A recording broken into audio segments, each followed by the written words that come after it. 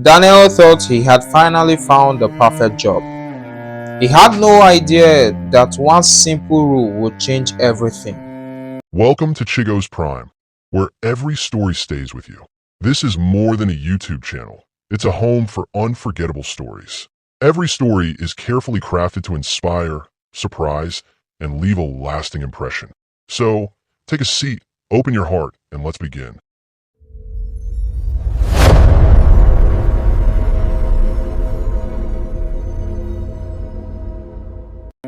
Daniel was 24 years old when he accepted a job as the night security guard at Mapleview Apartments.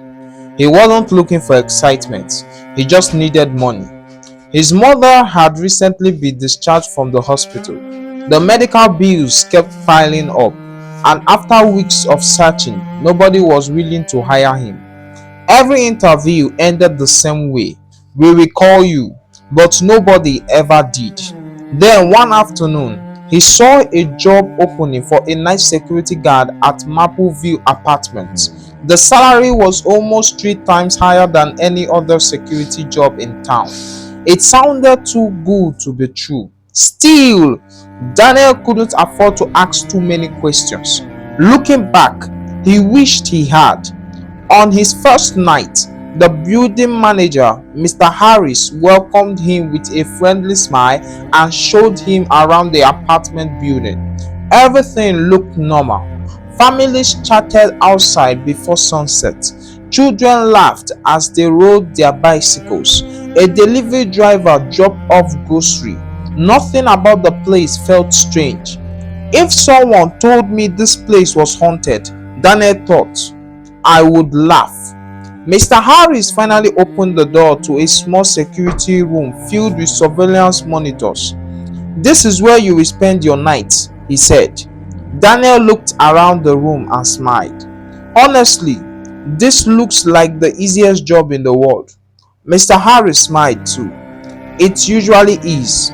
Then his smile disappeared. "But there is one rule." Daniel looked at him. "Every night, from exactly 2:13 a.m. until 2:30 a.m., you must stay inside this room." Daniel frowned. "That is it?" Mr. Harris nodded. "That is it." Daniel chuckled. "What if someone needs help? You stay inside. What if I hear somebody screaming? You stay inside. What if there is an emergency?" Mr. Harris slowly looked him straight in the eyes. Ghostwriting? Wait, does that mean we're teaching ghosts how to write essays now? Imagine a ghost saying, "Teacher, I forgot my homework." No, although that would be a very interesting business. Ghostwriting simply means writing for someone else and they get the credit while you get paid. Business owners, influencers, CEOs, YouTubers, and authors, many of them are too busy to write their own content. So how much can you actually make? Depending on the project and your experience, many ghostwriters charge anywhere from $100 to over $1,000 per client. Experienced ghostwriter can charge much more. If you can write well and you're willing to learn, ghostwriting can become a really online income skill. If you want to learn how to get started, send me a DM today or chat me up on WhatsApp using the number showing on your screen. His voice became calm, almost too calm. "No matter what happens, no matter what you hear, no matter who calls your name, do not open that." The room suddenly felt colder.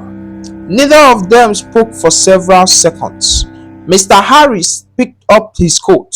"I will see you tomorrow morning." Then he walked away. Daniel watched him leave before shaking his head with a small laugh. Old people and their strange stories. The first 3 nights were completely normal. Daniel watched residents return home from work. He signed in food delivery drivers. He greeted tenants with a smile. Whenever the building became quiet, he made himself a cup of coffee to stay awake. Nothing unusual happened, but the fourth night, he was convinced Mr. Harris had only made up the strange rule to scare the new guy. Then, a little after midnight, something changed. One of the security cameras showed a little girl standing at the end of the fourth floor hallway. She couldn't have been older than 8. She wasn't crying, She wasn't moving. She wasn't even looking around. She was simply staring directly into the camera. Daniel leaned closer to the monitor. Whose child is that? He quickly grabbed his radio. Hello? Can anyone on the fourth floor hear me? Silence. He called again. Nothing. Without thinking, Daniel rushed upstairs. His footsteps echoed through the hallway. He looked left, then right. Nobody. He walked to the end of the corridor. Every apartment door was closed. The hallway was completely empty. Confused, Daniel returned to the security room. There has to be an explanation, he whispered. He replayed the security recording. His heartbeat slowed. In the middle of the night like this, you just lie down and you are telling yourself, my deliverer is not asleep. I'm not helpless, I don't walk alone.